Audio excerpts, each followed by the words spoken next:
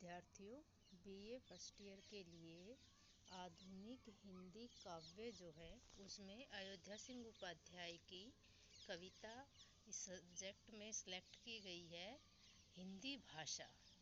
आज हम उस कविता को पढ़ रहे हैं। कविता इस प्रकार है। पहले मैं कविता पढ़ रही हूँ, फिर इसकी व्याख्या करूँगी।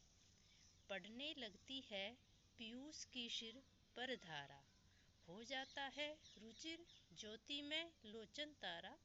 बर विनोद की लहर हृदय में है लहराती, कुछ बिजली सी दौड़ सब नसों में है जाती।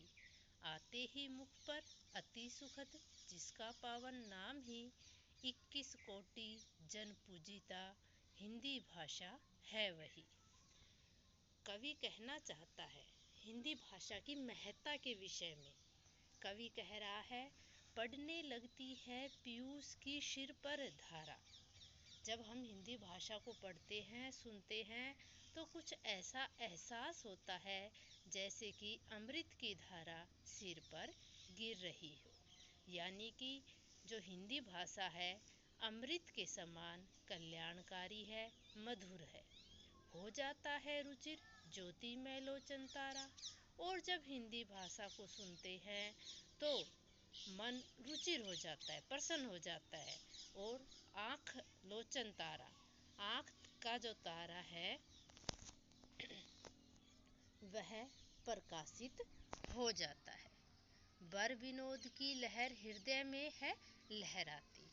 बर और क्या होता है कि खुशी की लहर हृदय में लहराने लगती है।